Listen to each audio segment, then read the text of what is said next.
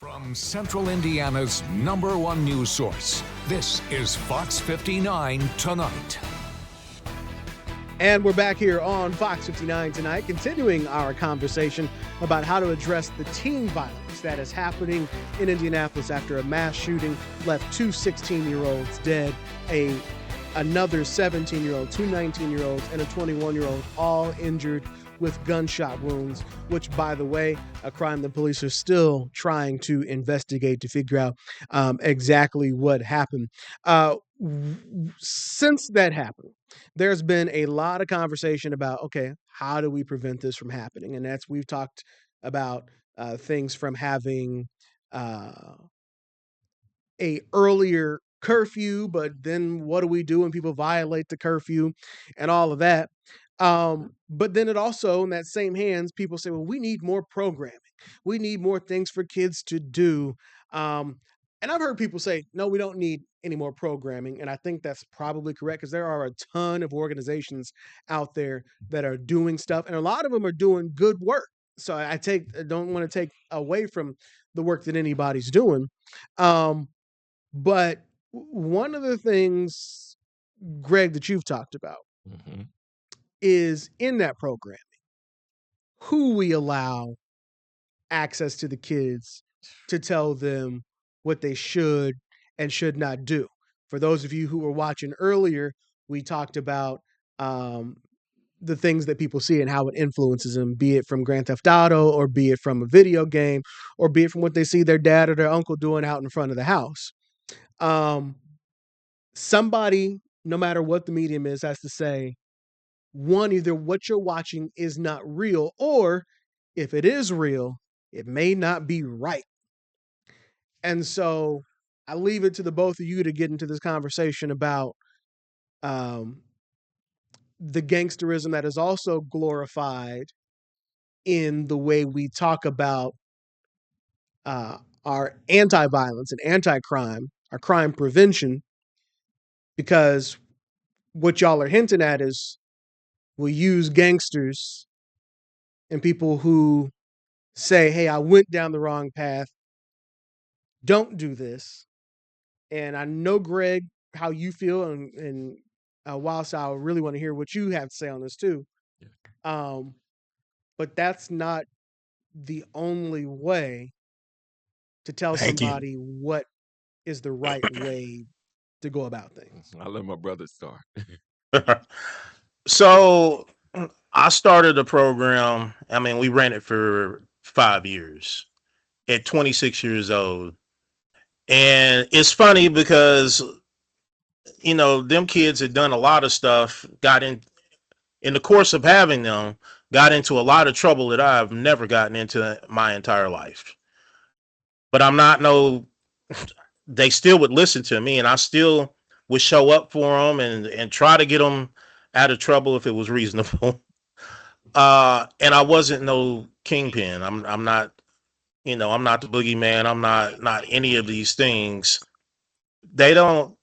Kids don't need that to respect you. You don't need to be on meth. Like, you don't need to be one of them characters for kids and teenagers to respect you.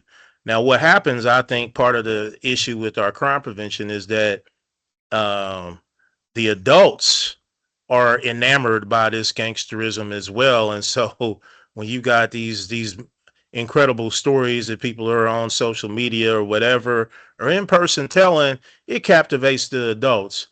The kids don't care about that. They're not going to listen to some old man talk about gangsterism like that with the type of gleaming eyes that other adults around the same age are. It doesn't happen.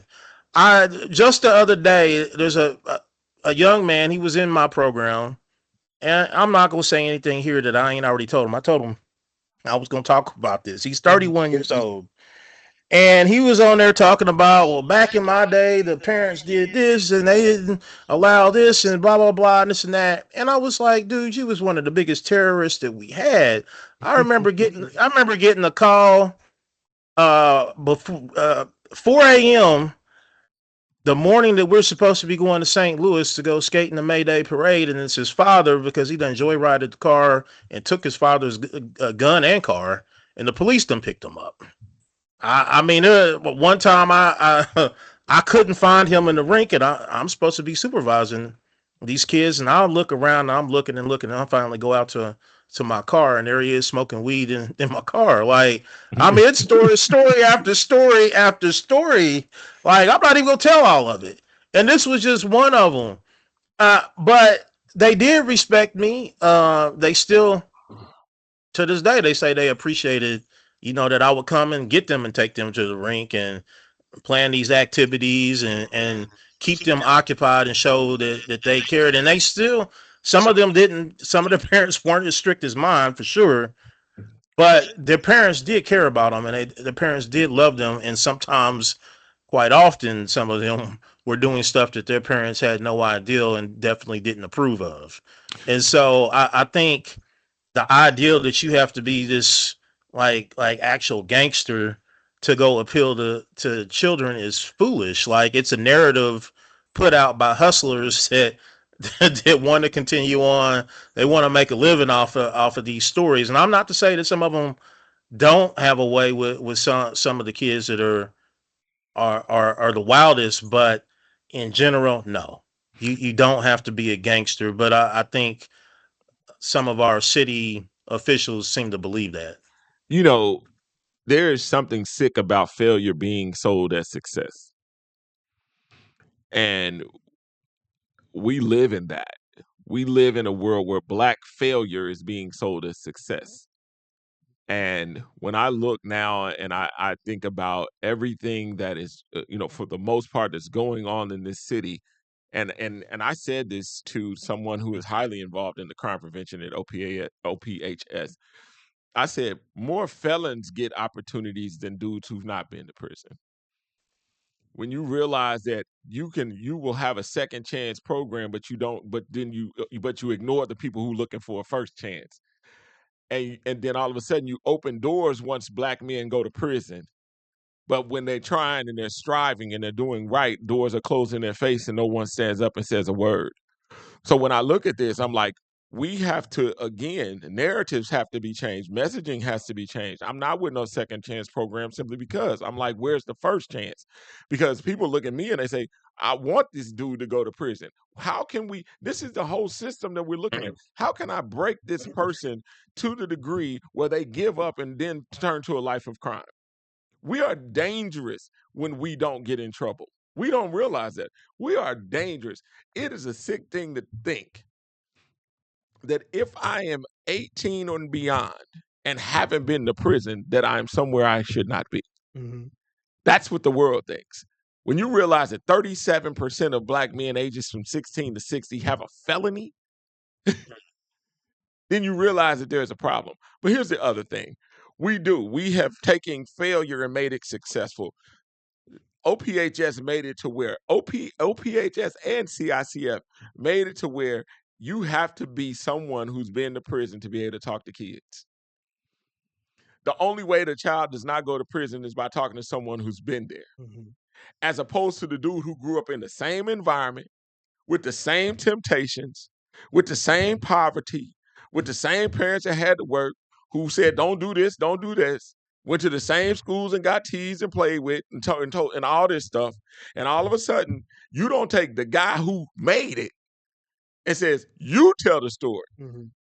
You go get the dude that it is a true story, Cam. It's a true story, wow, that the F student gets more attention than the A. And we still living in that world. That the F student, how does the F student get to go to be the mentor? How is it that the dude who just came home from prison gets to walk into a high school and say, let me hold the kids? You didn't want to go to school when you had the chance. But now you get to make a check? No other community will allow the prisoner to go to the school to be the mentor. No other culture does this. It's just us. And we look and we wonder why. If I was a kid and you come in and you tell your hood war stories, and then all of a sudden you standing in front of me, do you think I should think that I should change my behaviors when I know that I can eventually be bad and be you? Yeah, and still be viewed as I good. can still be you. So we don't realize that all that should be shut down. No, that ain't the way. Listen, if I want to bring you in, I'll bring you in to tell us about failure. Mhm. But I'm not bringing you in to talk about success. Most of these dudes, man, get these programs. They ain't had a job yet. They've not had a viable career. You know, and I'm going to say this, man, and ain't nobody going to like it. Mhm. We punched IPS punched themselves in the mouth when they decided to say, Mike Epps just got his GED. Now we're going to put him in the IPS Hall of Fame. And no one said, how wrong is that for all the people who have been highly successful, who came from IPS, who did it the right way? But instead, you just poo-pooed on your own education system simply because somebody can crack jokes. Tell me what that tells the kids, that the education means absolutely nothing. Just get famous, and we'll call you educated. This is the game we play in Black society now. There are more people who have not went to school who have honorary doctorates. What are you telling a kid? You telling them that fame matters more than sense. And you wonder why they dying in the streets. What do you do when you live in a city that takes brilliant Black men and would rather tell them to be quiet? And don't realize that they telling the kids, don't be a brilliant Black man because we don't like brilliant Black men. We don't listen to them. We don't want that. We would rather you be this because then we can handle you. We don't realize what a felony means. At the end of the day, we don't realize that the felony puts the reins on you and people can shift you because they say, you really ain't got nowhere to go. So I can do with you what I want to do with you. Shut your mouth, take the job. Never ask for a raise. Never look for progress. We don't realize that they send us down this funnel so that you can be controlled, because a free thinking Black man is a danger to America. And nobody wants to talk about that. Not even us. So, and let me say, I agree with a lot of what Greg said.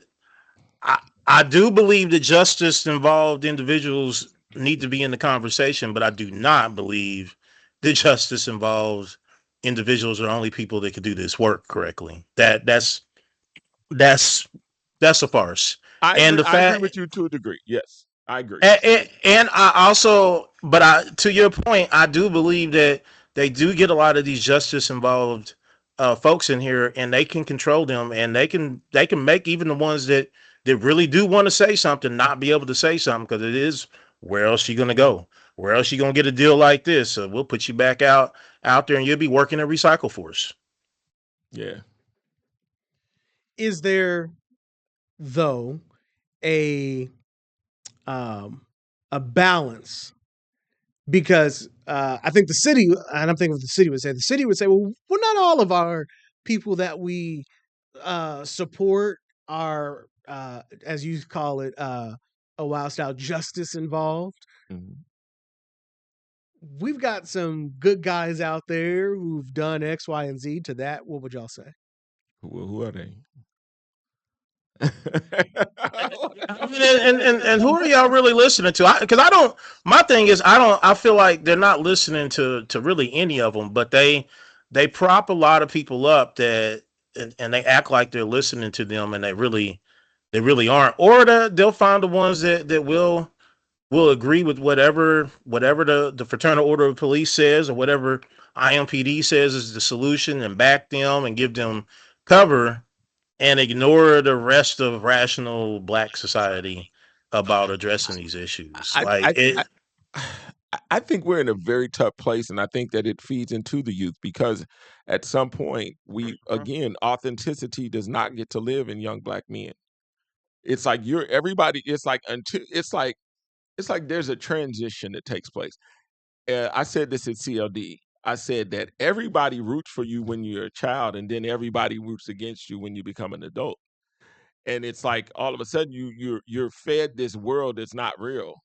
And then by the time you hit 18, it's like, don't nobody care nothing about brothers at that point. But I think that when I look at just the there are some guys, and in the that work in the field that have not been to prison. Not really, not many that I can think of. Again, because they think that they know the streets. Mhm. But again, let's keep it a buck. Most of the people that talk about how great of a hustler they were went to prison. Mhm. That's a fail. That's an F all Yeah. day. Yeah. So at the end of the day, it's like, how do you? It's almost like to catch a thief takes a thief type thing. Mhm. So we've taken the notion of, in order to push you away from crime, you need to talk to a criminal. No, talk to the man who could have been a criminal who didn't. Mhm. Talk to the person who could have made that same choice who didn't.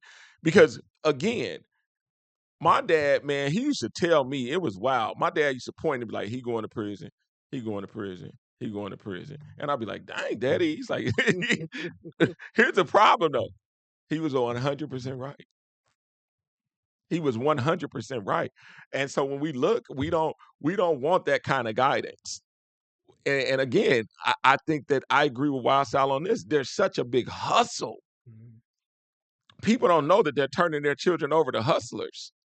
There are people who's like, man, I can do this for your kid. You can't even call and get them a job. You know why? You never got a job for yourself. How do you tell someone how to graduate from high school and you never did it? Everybody can tell you how to do it. They never did it. That's a Jay-Z line. And all of a sudden, you got all these dudes who's talking about all this stuff that they can do, and they've never produced it on their own. You will never have your hands on my child because all you're producing is what you were. And when we look out in the streets, like Wildstyle said about the young man who got killed in the streets, that young man had been in how many programs, Wild? You've been in a few. I saw him several different places. So you telling me if I'm in several programs, I still lay dead in the street? What's the point of the program? It's not programming anything but criminals or dead kids. So I think that we have to take a good look at ourselves and say, why are we allowing these programs to exist when they have no credentials to allow my child to be successful? So what do we do? I mean, well, first of all, before we even say what do y'all think that parents? No, I know the answer to this question. Ask it. I was gonna say, do y'all think parents know what the programming is that they're sending their kids to? And I say the answer is no. No, they don't. No. Because ask any teacher, ask anybody at these community organizations, how many parents actually get out of their car and come in and see what y'all are doing? No. Or how many parents show up to your parent-teacher conference to see what y'all are doing in class? The answer is few and far between. That's so I right. answer my own question. It's real. It's real. It's there's this responsibility. There's lack in responsibility, and children are suffering for it because of it. And I don't want to say in totality that it's lack in responsibility, because a lot of these parents are working two jobs. A lot of people are trying to make a living. I think at the same time, it's like, at some point, I'm not saying that it's a 80% of the time, Mm-hmm. but when you can, show up for your child. When and if you can, show up for your child. So now this goes back to, okay, this all to me circles back to, if it's about it all circles to the parents for me. And each and every one of these conversations and anecdotes that we've all brought up, is the parents who are supposed to be the balance to say, okay, what you heard wasn't real, and help make good decisions. Because in fact, somebody called into my radio show on Sunday, and Greg, you might have heard the guy say he was 38 and he only knew what was right based off of what other kids did when he was in school. Heard that. And he was saying that he never had anybody at home to counterbalance, Sure. to say what you saw at school might have looked cool, or the kids might have thought it was cool, but it's not. Yeah. And then to that you'll say, but well, the parents today are babies themselves, and the parents today are the kids themselves. And as you even said, mom's down the street at the club right now. And then I keep hearing programming about putting kids in programs and talking to kids. And I even saw somebody say we shouldn't be having programs talking at kids. Let's listen to the kids and hear what they want. And I think we've done all that. We've heard all that. That's trash to me.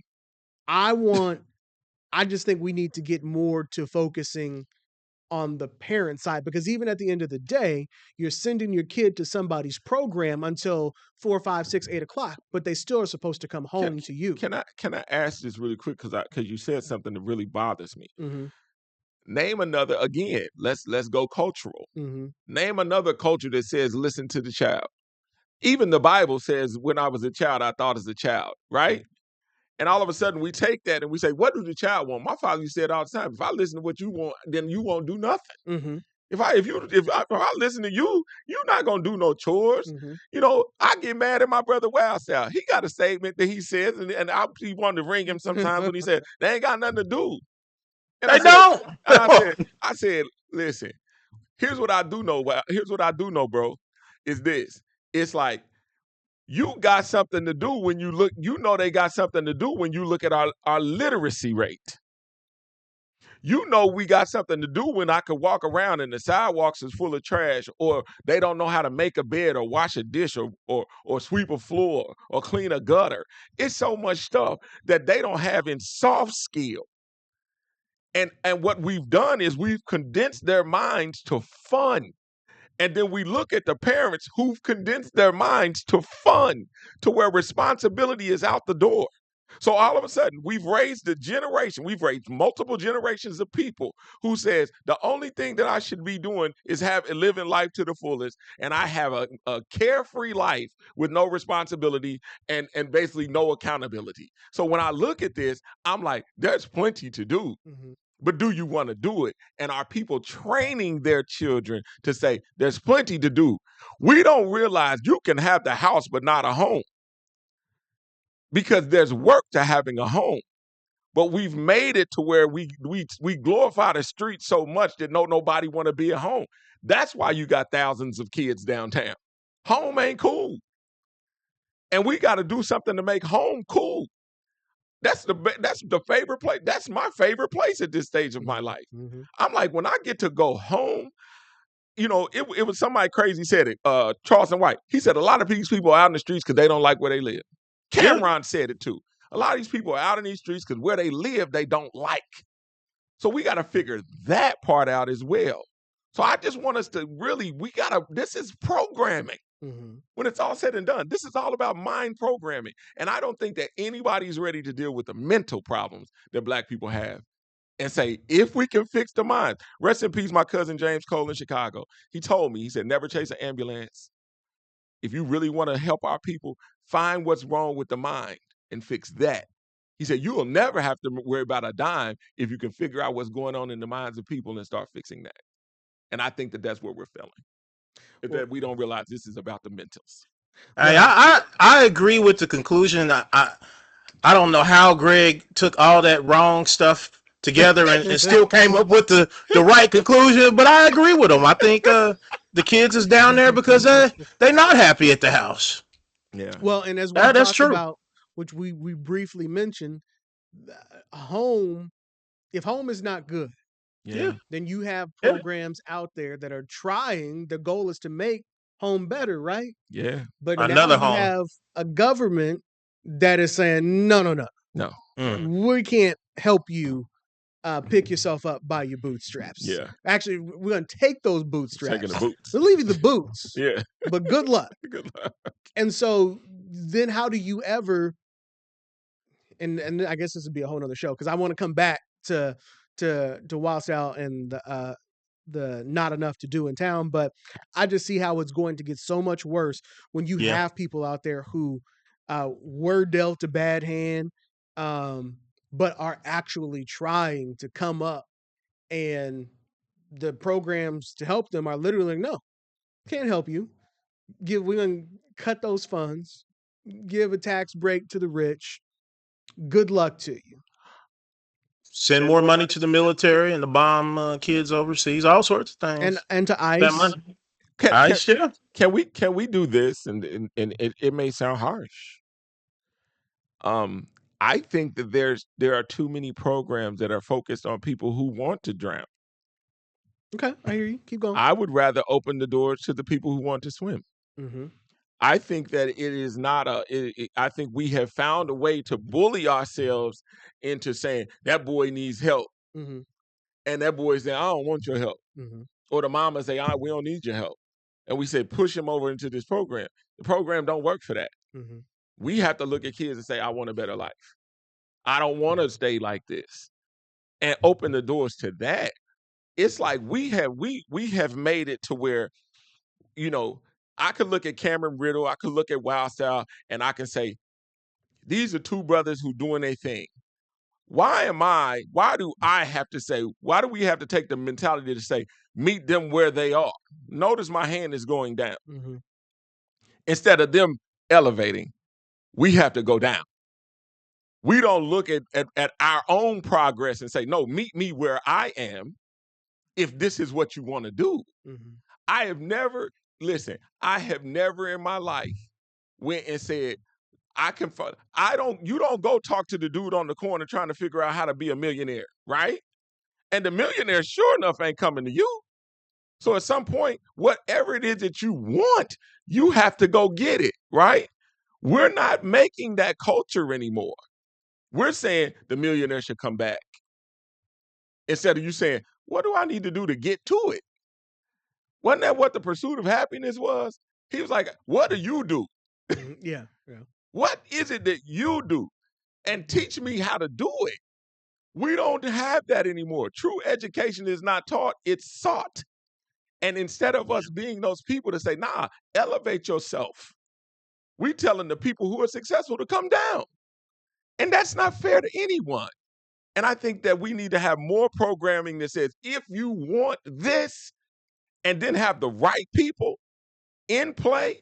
There's a place that does it, and people give them a bad knock, but I have on the shirt.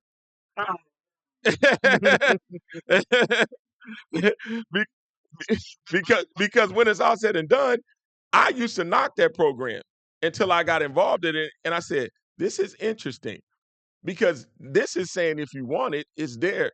And I put you in front of successful people. I put you in front of people who are actually doing the work. And you can hear stories of success as opposed to these downtrodden gangsterism stories. Mm-hmm. And at that point, maybe they don't go get all the kids in the hood. But at the same time, it's there. No. Well, hold on now. Well, I see some kids in the hood now. Come on now. Bring the context for everybody where I know what you're trying to say, but bring it to everybody else that CLD is not the organization that you see everywhere. It's a little more exclusive. It's a little more exclusive. Very exclusive. But I've seen I've actually had young children who have went there who are not from those homes that would deem, successful parents or two-parent homes where everybody's on track. I've seen those kids there. And that's what really attracted me to start working for the Project Misters or the Precious Miss, is because I started seeing more children that I knew come from different environments, and those doors have been open to those children. So for me personally, I saw a change because I used to be anti-CLD. I did until I got in there, and then I started inviting kids, and when those kids start going in there, and I start seeing the difference, and then those opportunities to go to different schools and possibly go to college all became real. Then that's when I said, you know what, I'm on board with CLD. Wildstyle, something to add on that? I'm not anti-CLD, but I don't believe that they are the answer to a lot. I do think they fill a niche for a lot of upper middle class blacks that also deserve and need access to a program like that. But I also understand that whatever they might push out to the white folks to fund them ain't what's going on over there at CLD. But there is a segment, I think, I don't have any relationships with CLD or anything like that. But I do think that there is a segment that they're serving a segment that otherwise would be forgot about, because the same thing you absolutely about, that what y'all are talking about is all these other programs are trying to catch you down here. Sure. Mm-hmm. And so if we're all just focused here and we're not up here, then the people who are in that middle class black group, you get nothing. Isn't that the black way? Let's keep it a buck. Isn't that the way we're brought up? The kid who is doing well in school, the kid who is on the right path, Mm-hmm. all of a sudden you look, the cousin is gonna do a drive-by in granddaddy's truck when he inherits the car. Mm-hmm. They don't give the car to the dude that's going to college. We give to the bottom in our community. We totally give to the bottom. We give them more attention. When you come, you look, I can name all my cousins that got all the attention, but then I'm the first to graduate from college. But then nobody give me no attention. And I look and I said, this is the black way. We don't look and say, who's closest to success? Let me invest. Mm-hmm. We look and say, who's closest to failure? And let me give them attention. No, you will literally change the narrative when you start dealing with people who are doing the things to be successful.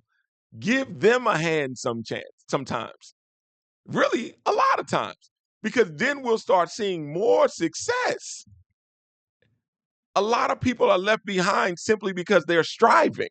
That's so wrong. I want some attention given to people who care, who want something. I'm not saying don't do that either, but boy, that should probably be the 20% effort. The 80% effort should be in who wants to make it? Mm-hmm. Let me help you make it. You want it, I'm here to help. That would make your classroom so much easier. You know how school goes. Disruption gets attention. Mm-hmm. And all of a sudden, everybody else in the classroom got to suffer because Nuck over here want to act a complete fool. Mm-hmm. And we keep giving fools attention while people who are striving are getting less. Mm-hmm. And at some point, that narrative has to change. Wildstyle, you were talking earlier about the thing that that irritates Greg is that there's not enough for kids to do in the city, and I've seen you post about that a couple of times. So, explain that for us. I mean, you can literally look at the activities back in the 80s, the 90s, the early 2000s, and you can look when most of that was literally outlawed, like with dance hall permits and the way they were carried out. And anytime you get too many police runs, you get teens in there fighting, and there's a police run, you get threatened to get shut down, and you lose your business and everything else. And so, historically, I have 70 years of Indianapolis Recorder articles talking about that there were problems with teens at various times. And there was also one of the solutions that they were doing back then is they did have places for them to go. And now we're in a place here in 2025 when everything shuts down at 8:30 for teens. 8:30 go home on a weekend. And we looking at, I mean, me and Greg got vastly different opinions, but we both agree that apparently these kids are not wanting to go home for whatever reason, because home isn't the home for them. It isn't homes. It isn't our homes. I agree. But and the crazy thing, Wildstyle, it ain't home for the adults either. It ain't for them either. Because I look now, I've never in my life as a 52-year-old, I've never seen so many older people outside. When I think back about my grandparents, right? I didn't look up and see that my grandmother and grandfather was going to the club. I never saw my grandparents out till 1 o'clock in the morning. I never saw any of this. I didn't see my mama and them out till 1 o'clock in the morning. Once they got it locked in, it was like home was where it was at. I didn't see my aunties and them like that. So when I look now, I'm like, we have a society. This is crazy, Wildstyle, but when you think of it, we have a society where 3 generations are in the club at the same time. Grandmama, mama, and daughter are all in the club. This is real talk. I can't make this up, Cam. So it happens. It does. So Wildstyle, when we talk about, and I'm somewhere in the middle on the topic of not having a places to go. 8 o'clock. Now Greg said go home. Take your tail home. Now look, come on. I'll speak for myself. When I was 16, 17, I had a girlfriend. We would go downtown. Canal was my spot there. We'd make that walk. But she had to be home at a certain time. And I had to be at home at a certain time. Now, we wasn't going in the house at 8 o'clock. But we also weren't out, I'm sure, past midnight. Sure. Right. Gallivanting. Correct. we got to have a happy medium here. I think. I mean, just realistically, you got 16-year-olds, 15, 16-year-olds. That's really the cutoff of like you're not going to keep them in. You might keep some of them in at the house at 8:30, but it's just not realistic. It's never been like I'm a historian too. Like my background. I looked this stuff up. Like, how did we handle this before? Well, with the teen crime and violence thing, we really didn't. It's always been a complaint. It's not new. But also, we did have places for them to go. And I think that not every child, some kids are going to be in the house at 8:30. Some of them going to be at the house at 7:30.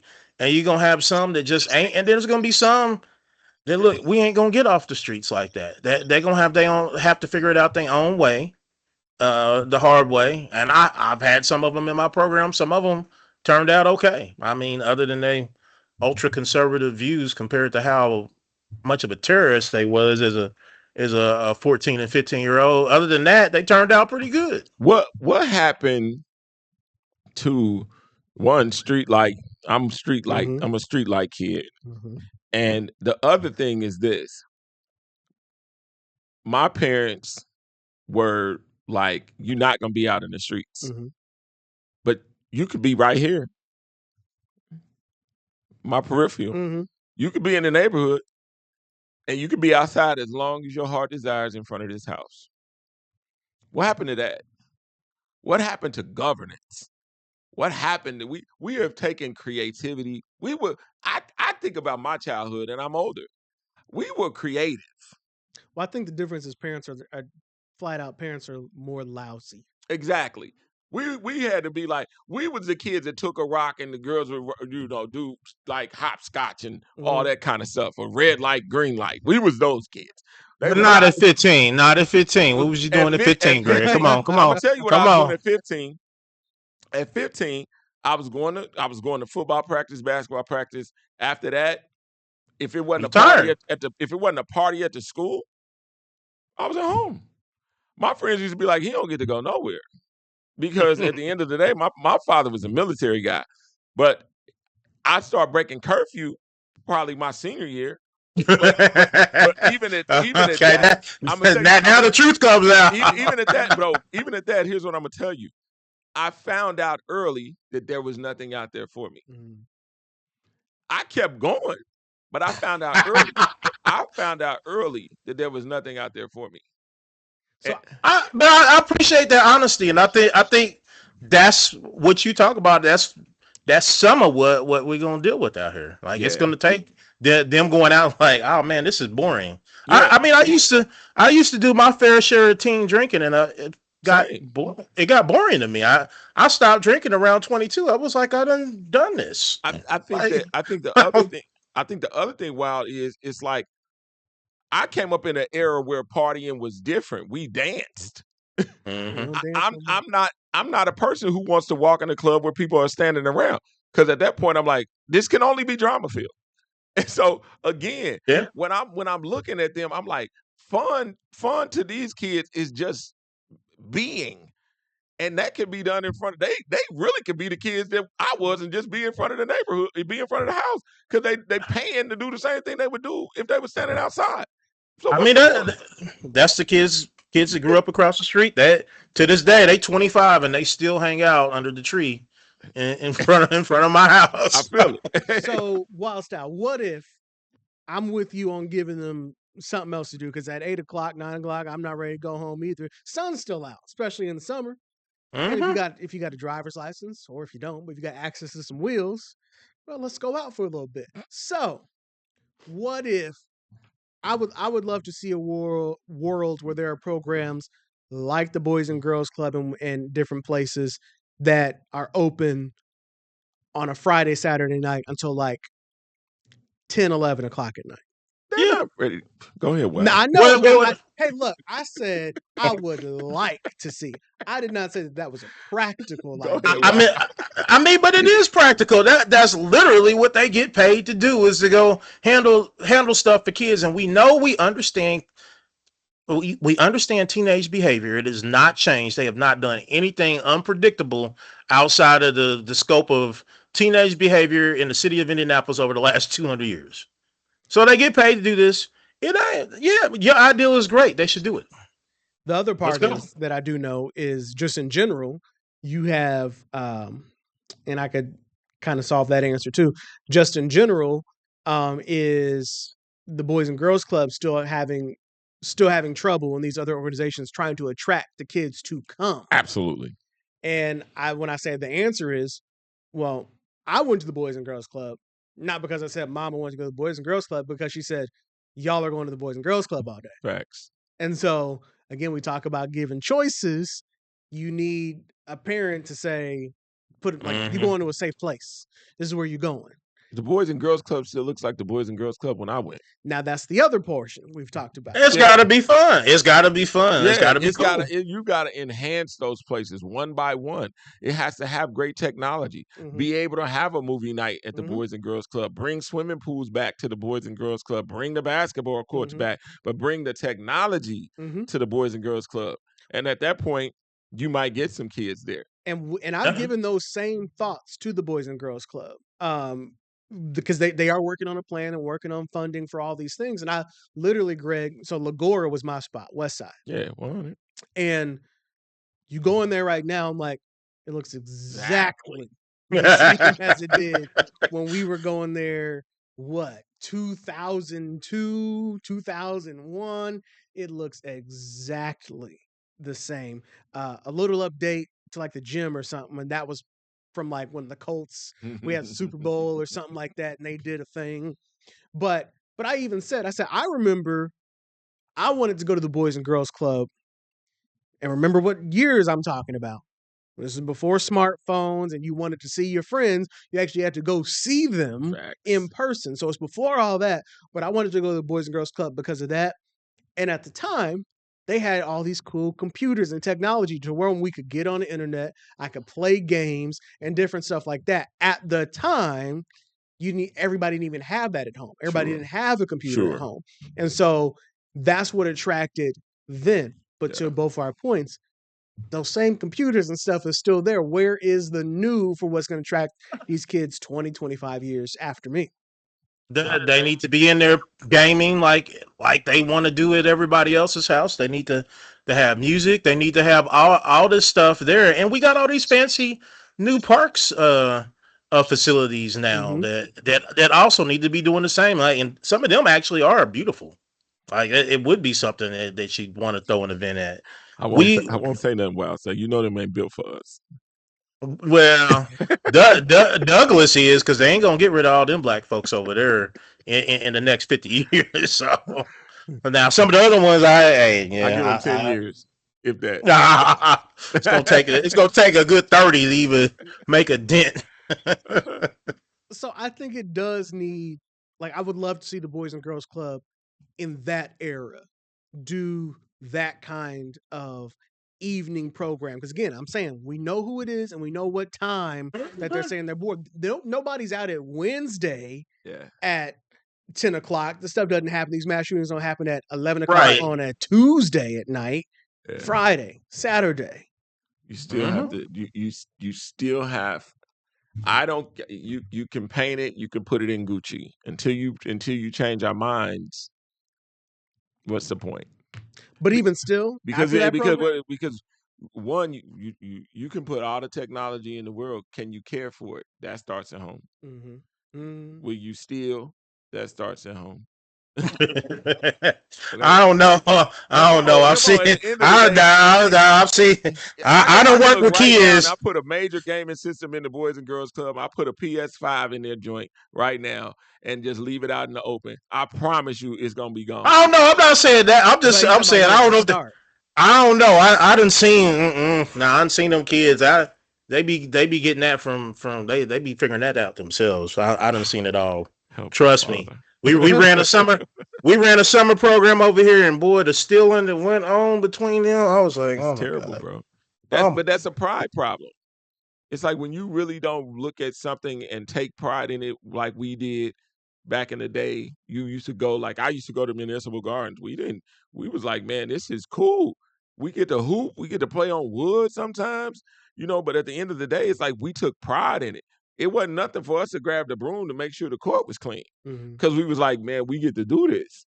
These kids nowadays don't get that because, again, the first place I ever had to sweep was my house. My father was like, don't take this lawnmower and cut nobody's grass. I don't care how much money you can make. If this grass ain't cut, you're not cutting no grass. So when I look and I realize that all the lessons started at home, he's like, you ain't got to steal nothing out of this house. You ain't got to do this. You take care of this. And I think that when we look at blight in our community, so much can be taken care of simply if we put our kids to work and let them learn what it's like to maintain a house. Then you think about feeding into home ownership and all these types of things and responsibility.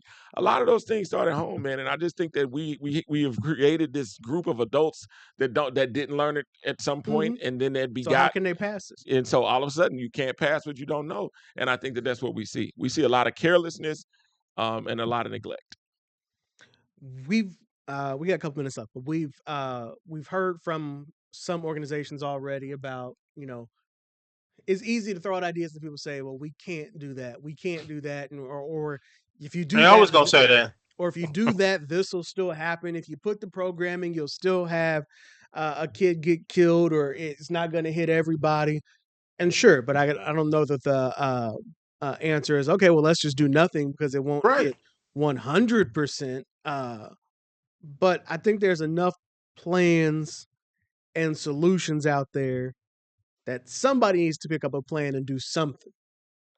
And I don't know how we engage more of the community organizations or whose job it is to say, hey, look, we need help on Friday and Saturday. Either I need some of y'all downtown or I need some of y'all to have the doors open, because maybe it's not a one solution fits all. It's not. I mean, my issue is when people say, well, it's not gonna fix all of it. You're right. The only time you get 100% is by doing nothing, which is you affect 100% of nobody. Like it's the only way it's gonna work.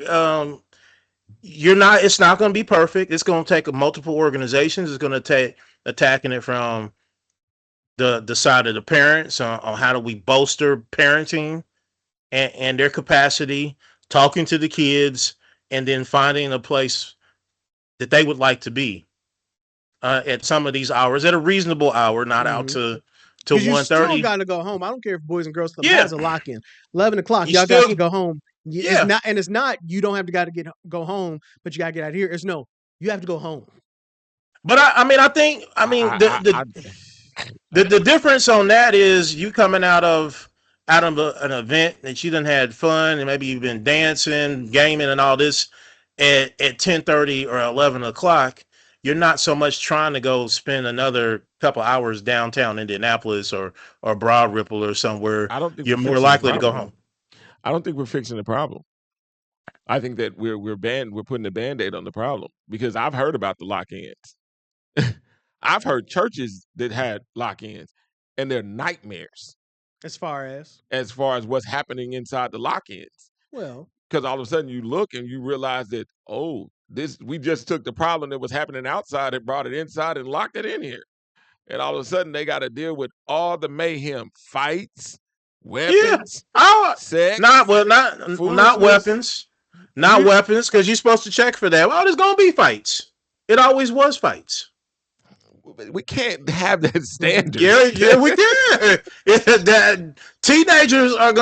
Teenagers, we know that the front lobe of their brain is not formed. They're more impulsive than adults. I mean, it's scientific. There's a reason. I can't live by that. I remember days when Circle City Classic started. And you have hundreds of thousands of black people outside, and it went off without a glitch. I remember riding 38th Street when no one got shot and not a fight took place all night. I remember those days. Those days ain't that far away. Them was the Nah, but 90s. you talking about classic. Let's talk about Expo, because We it was can talk people about killed. even It Expo. was remember people when there was no killed problem in the with Expo. 90s. We just watched on this show them talk about moving the free concert with a bogus excuse. There has never been a problem at the free concert. And we heard them talk about violence. There has never been an incident at a free concert. So I thought that was confirmation. I agree. I agree, but I mean, I'm looking at the clip. It's on YouTube. If you oops, my bad. Greg is talking about the interview that I had with Amp Harris from Black Expo, which of course is coming up. Go ahead. but you had to move it from that location because you're not a black organization anymore, and you don't want you don't want all them Negroes coming out to your organization's event that's not black. But anyway, I'm sorry. You can find that episode from July 3rd, which is online right now if you want to get caught up on that. We're just about out of time, but as we've talked and throughout a lot of things, I think what I'm tired of is I don't want to hear any more press conferences about let me rephrase. I don't just want to hear a press conference where we talk about how last night was bad and condemning the violence, because the reason they did that press conference is because the first thing, if they didn't do it, everybody would say, well, where's the mayor? Where's the chief of police? Right. True. So you have to have that as part of the process. But I don't want to hear, when I hear a press conference, I want to know about a plan. And I want to know what we're going to do once we leave here and what's going to happen tonight, because the press conference from Saturday could have been from any of these previous instances where we talked about cracking down and increasing curfew. I want to hear some more of how they're going to, engage these community groups to come help them. Because what the police are saying, and we haven't gotten to Rick Snyder and his stuff, because he sent out some statements. I'm sure. But what I mean, the short of what he's going to say is, well, we can't do all this by ourselves, and we've been saying we need additional. I agree. We need additional resources downtown and assistance to help the officers. It can't just be on the police. So when is anybody going to say, okay, Rick, I hear you. Wildstyle, I hear you. Counselors, I hear you. Here's a team meeting. Here's what we're going to do. The leadership in this city has to want it, and that means what wanted is I'm talking about action. That means you're going to have to convene people, and you're going to have to get the money together, and that's where put your money where your mouth is, and so you're going to have to convene it and come up with the money to fund all of this stuff. And I agree, and I've had harsh words for about Chief Bailey, and I still do. But Chief Bailey is right. This is not a police issue. The police are not going to fix this. Police are not babysitters. They are not. Greg, what do we do? I think we need to have a charge for accountability, holistic accountability in our community.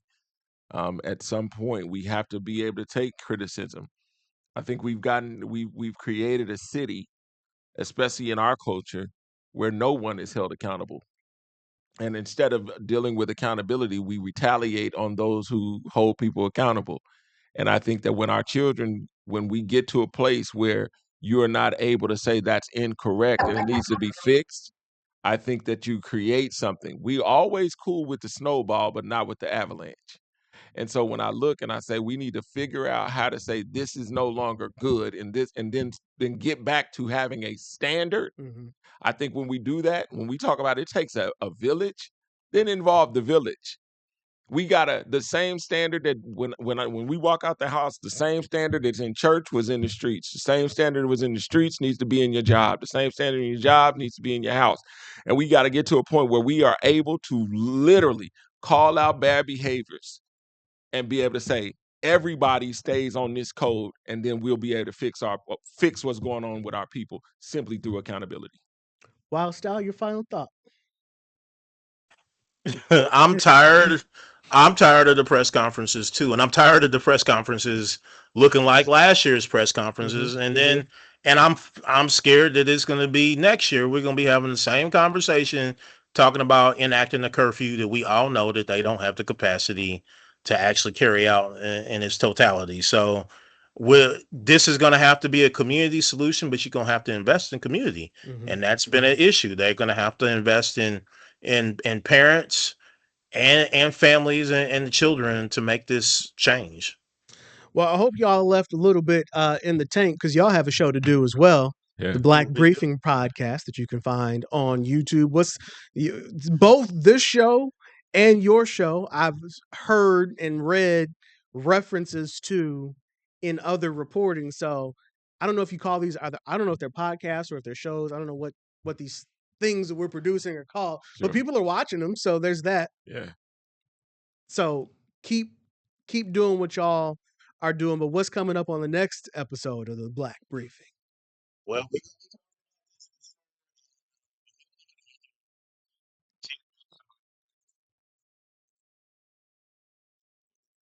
Right. Yeah. It should be fun. And the person, of course, who's missing is right there, Sam Douglas. She schedule's too busy for us today. Shout out to Samantha.